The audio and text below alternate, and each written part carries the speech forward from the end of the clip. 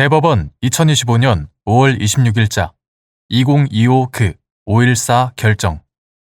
사건명 집행에 관한 이의. 헤이그 국제아동탈취협약에 따른 아동 반환 청구 사건의 집행에 관한 예규에 따라 채권자의 집행 위임을 받은 집행관은 위 예규에서 정한 세부 절차에 따라 아동의 인도 집행을 실시하여야 하는지 여부. 적극. 집행관은 채무자의 주거지나 아동의 거주지에서 인도 집행을 실시하여야 하는지 여부. 원칙적 적극. 및 아동의 학교 등 제3의 장소에서도 관리자 등의 협조를 얻어 인도 집행을 할 수 있는지 여부. 한정 적극. 국제적 아동 탈취의 민사적 측면에 관한 협약 Convention on Civil Aspects of International Child Abduction. 이하 헤이그 협약이라 한다.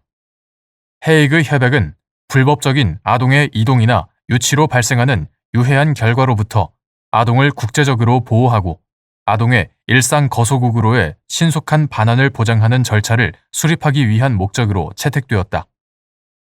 우리나라는 2012년 12월 헤이그 협약 가입 후 그 이행 법률인 헤이그 국제아동탈취협약 이행에 관한 법률, 이하 헤이그 아동탈취법이라 한다. 헤이그 아동탈취법을 제정하여 2013년 3월 1일부터 시행하고 있다. 헤이그 아동탈취법에 따르면 아동 반환 절차 등에 관여하는 국가기관 등은 아동의 복리를 최우선으로 고려하여 헤이그 협약에 따른 아동 반환 사건을 신속하게 처리하여야 한다. 제3조. 아동의 대한민국으로 불법적인 이동 또는 유치로 인하여 헤이그 협약에 따른 양육권이 침해된 사람은 법원에 아동의 반환을 청구할 수 있고, 제12조 제1항. 심판 등에 의하여 헤이그 협약에 따른 아동의 반환을 이행하여야 할 사람이 정당한 이유 없이 그 의무를 이행하지 아니하는 경우에는 일정한 기간 내에 그 의무를 이행할 것을 명할 수 있다. 제13조 제1항. 헤이그 협약에 근거한 아동 반환 청구 사건에서 아동의 인도를 명하는 심판은 가사소송법 제41조의 집행 권한이 되는데, 헤이그 아동탈취법에서는 국제적 아동탈취 사안의 특성을 고려한 별도의 집행 제도를 마련하고 있지 않다. 이에 따라 종전 실무는 국내의 유아 인도를 명하는 재판의 집행 절차에서와 마찬가지로 민사집행법 제257조 동산 인도 청구의 집행, 민사집행법 제257조를 준용하고 구 유아 인도를 명하는 재판의 집행 절차 제특 82-1 2025년 1월 15일 재판 예규 제1894호 유아 인도를 명하는 재판의 집행에 관한 예규 제특 82-1 유아 인도를 명하는 재판의 집행에 관한 예규로 개정되기 전의 것. 구 유아 인도를 명하는 재판의 집행 절차에 따라 집행되어 왔다. 그러나 구 유아 인도를 명하는 재판의 집행 절차 제특 82-1 구 유아 인도를 명하는 재판의 집행 절차에서는 유아가 의사 능력이 있는 경우에 유아 자신이 인도를 거부하는 때에는 집행을 할 수 없다고 규정하고 있어 헤이그 협약에 따른 아동의 인도를 명하는 심판에도 불구하고 집행 불능이 되거나 집행에 상당한 시일이 소요되는 등 헤이그 협약의 신속한 반환 원칙이 지켜지지 못하고 있다는 지적과 비판이 있었다. 그러던 중 대법원은 2024년 1월 10일 헤이그 협약에 따른 아동의 인도를 명하는 심판 등의 실효성 확보와 집행관이 아동의 인도 집행을 하는 데 필요한 사항을 규정함을 목적으로 한 헤이그 국제아동탈취협약에 따른 아동 반환 청구 사건의 집행에 관한 예규 제특 2024-1 이하 이 사건 예규라 한다. 이 사건 예규를 제정하기에 이르렀다. 이 사건 예규에 따르면 채권자의 집행 위임을 받은 집행관 및 집행 보조자는 아동의 인도를 집행할 때 아동의 연령과 발달 정도 등 기타 사정을 고려하여 인도 집행이 아동의 심신에 유해한 영향을 미치지 않도록 배려하여야 하고 아동의 복리를 위하여 세심한 주의를 기울이며 아동의 자유와 안전에 유의하여야 하며 제3조 집행관은 아동의 복리를 위하여 아동 관련 전문가를 집행보조자로 참여시킬 수 있는 등 이 사건 예규에서 정한 세부 절차에 따라 아동의 인도 집행을 실시하여야 한다. 이 사건 예규 제4조에서는 아동의 복리와 집행 절차의 원활한 진행을 위한 집행관의 권한 등을 규정하고 있다. 즉, 제1항에서 집행관은 아동의 연령, 양육 및 생활 상황, 의사능력 유무, 건강 상태, 인도 장소의 상황, 인도 집행의 실현 전망 등에 관하여 참고할 수 있는 자료 또는 정보의 제공 등을 채권자 및 중앙당국, 법무부 장관, 채권자 및 중앙당국에 요청할 수 있도록 하고 있다. 제3항에서 집행관은 아동의 인도 집행을 하기 위하여 필요한 경우 채무자를 설득하거나 민사집행법 제5조 제1항 또는 제2항의 조치를 취하는 것 외에 채무자의 주거, 기타 채무자가 점유하는 장소에서 아동이 있는지 여부를 수색하는 것 제1호 아동 또는 채무자를 채권자 또는 그 대리인과 면접시키는 것 제2호 아동 또는 채무자를 집행보조자와 면접시키는 것 제3호 면접을 위하여 채권자 또는 그 대리인 및 집행보조자를 그 장소에 들어오게 하는 것 제4호 면접을 위하여 채권자 또는 그 대리인 및 집행보조자를 그 장소에 들어오게 하는 것 등 필요한 조치를 할 수 있다고 정하고 있다. 이러한 관련 법령의 체계와 입법 취지 및 이 사건 예규의 규정 내용을 종합하면 집행관은 아동의 복리와 집행 절차의 원활한 진행을 위하여 채무자 및 아동의 등록된 주소, 아동이 현재 재학 중인 학교 등에 관한 자료 또는 정보의 제공 등을 채권자 및 중앙당국에 요청할 수 있다.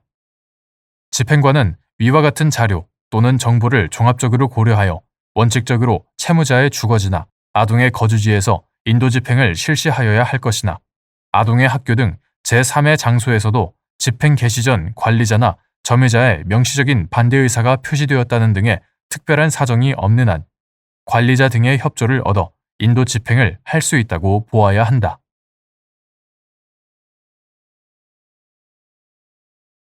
대법원 2025년 5월 29일 선고 2022-220-014 판결 사건명 구상금 1. 유증이 포괄적 유증과 특정 유증 중 어느 것에 해당하는지 판단하는 기준.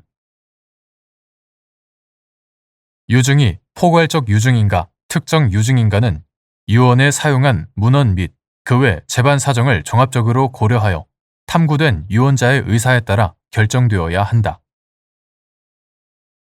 2. 포괄적 유증의 의미와 효력. 유류분 권리자의 유류분 반환 청구권 행사로 소급적으로 효력을 상실하는 유증 또는 증여의 범위. 그의 유류분을 침해하는 범위 내. 유류분 부족액을 산정하는 방법. 포괄적 유증을 받은 사람이 승계하는 소극 재산 중 일부가 유류분 제도 존재나 유류분 반환 청구권 행사로 유류분 권리자에게 승계되는지 여부. 소극. 포괄적 유증이란 적극 재산은 물론 소극 재산까지도 포괄하는 상속 재산 전부 또는 일부의 유증을 말하는 것이고 포괄적 유증을 받은 사람, 포괄적 수증자.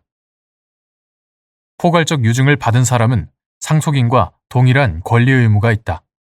민법 제1078조.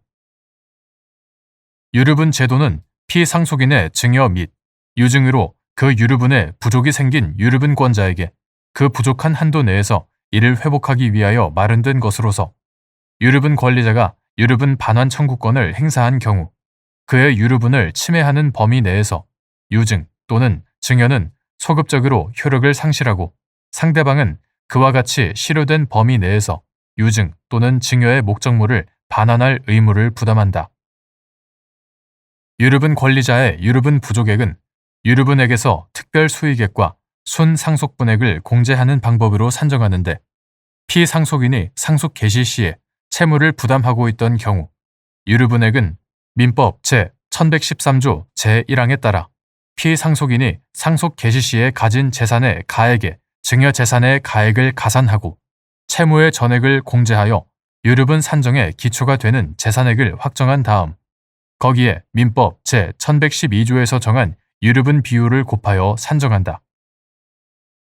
이와 같이 포괄적 유증을 받은 사람이 승계하는 소극재산은 유류분 산정의 기초가 되는 재산액을 산정할 때 전액 공제되므로 공제 후 남은 적극재산 중 유류분 부족액에 해당하는 범위 내에서 유증은 효력을 상실하게 된다. 따라서 포괄적 유증을 받은 사람이 승계하는 소극재산 중 일부가 유류분 제도 존재나 유류분 반환 청구권 행사로 인해 유류분 권리자에게 승계된다고 볼 수 없다.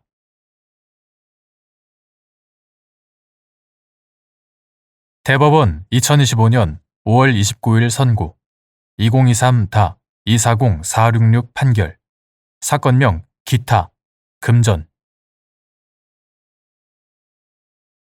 1.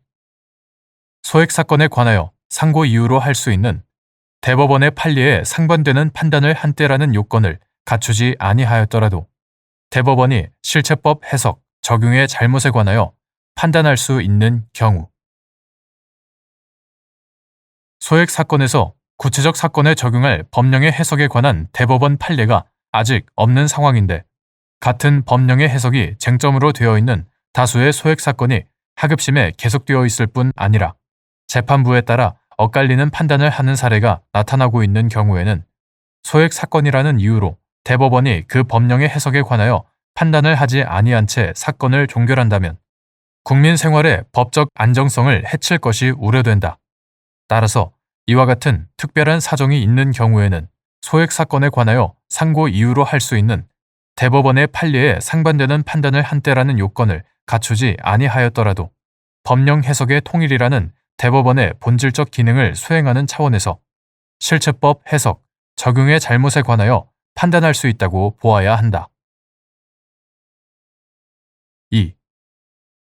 보장성 보험 계약을 체결한 자를 채무자로 하여 파산이 선고된 후 파산 관제인이 보험 계약을 해지함에 따라 발생하는 해약 환급금이 민사집행법 시행령 제6조 제1항 제3호 가목의 해약 환급금에 해당하는지 여부, 소극 및 이러한 경우에 위 조항이 유추 적용되는지 여부, 소극. 이때 해약 환급금 중 150만 원 이하의 금액 부분은 민사집행법 시행령 제6조 제1항 제3호 나목에 따라 압류 금지 채권으로서 파산재단에서 제외되는지 여부, 적극. 채무자가 파산 선고 당시에 가진 모든 재산은 파산재단에 속하고 채무자 회생 및 파산에 관한 법률, 이하 채무자회생법이라고 한다. 채무자회생법 제382조 제1항 파산재단을 관리 및 처분하는 권한은 파산관제인에게 속한다. 채무자회생법 제384조 그러나 압류할 수 없는 재산은 파산재단에 속하지 아니한다. 채무자회생법 제383조 제1항 민사집행법 제246조 제1항 제7호는 생명, 상해, 질병, 사고 등을 원인으로 채무자가 지급받는 보장성 보험의 보험금, 해약 환급 및 만기 환급금을 포함한다. 보장성 보험의 보험금 채권을 압류 금지 채권으로 규정하면서 그 범위는 생계 유지, 치료 및 장애 회복에 소요될 것으로 예상되는 비용 등을 고려하여 대통령령으로 정하도록 하였고 이에 따라 민사집행법 시행령 제6조에서는 압류가 금지되는 보장성 보험의 보험금과 해약 환급금 등의 범위를 정하고 있다.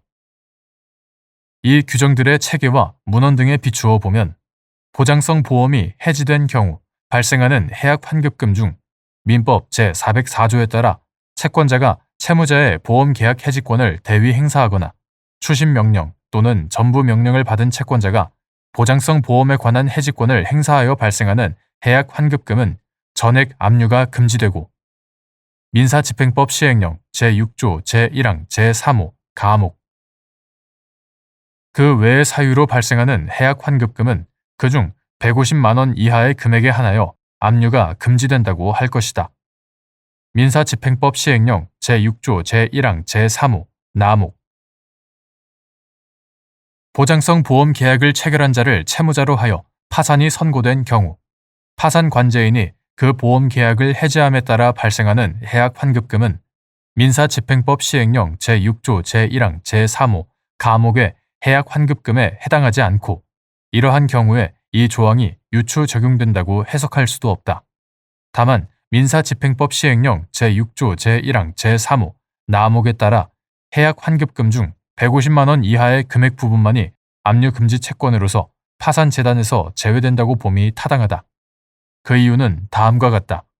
첫째, 파산관제인은 채무자회생법 제355조 제1항에 근거하여 법원에 의하여 선임된 파산 절차의 기관으로 단지 파산자의 이익뿐만 아니라 파산채권자 전체의 공동의 이익을 위하여 선량한 관리자의 주의로서 그 직무를 행하게 되므로 파산 목적의 수행상 공정한 입장에 서서 서로 모순되는 이해관계를 조정하여야 하는 지위에서 파산재단에 속한 재산을 공정하게 환가하고 그 대금을 채무자회생법에 규정된 내용에 따라 공평하게 배당할 책무가 있다. 반면 민사집행법 시행령 제6조 제1항 제3호 가목에서 정한 추심채권자는 집행법원의 재판에 의하여 압류한 채권에 관한 추심 권능을 부여받은 일종의 추심기관이자 총채권자들 중 일부로서 다만 실질적으로는 자신의 채권 만족을 위한 목적으로 추심 행위에 나아가게 된다.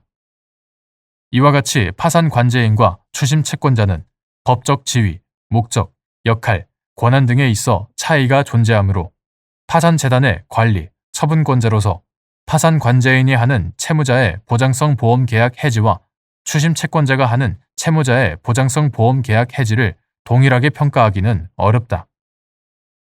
둘째, 파산 선고가 확정된 후 면책을 받은 개인 채무자는 파산 절차에 의한 배당을 제외하고는 파산 채권자에 대한 채무의 전부에 관하여 그 책임이 면제되고 채무자회생법 제566조 본문 그 책임이 면제되고 그에 대하여 채무의 이행을 강제할 수 없다. 이 점을 고려하면 파산 관제인이 채무자의 보장성 보험 계약을 해지하는 경우 그 해약 환급금이 파산재단에 속한다고 해서 채무자의 최소한의 생계 유지와 기본적 생활을 보장하기 위해 압류금지 채권을 규정한 취지를 반드시 해야 한다고 단정하기는 어렵다.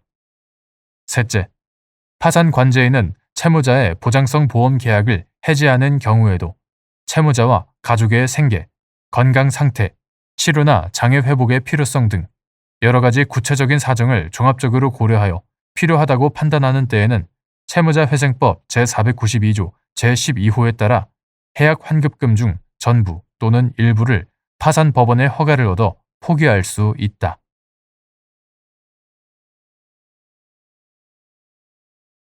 대법원 2025년 5월 29일 선고 2024다 294-705 판결 사건명 퇴직금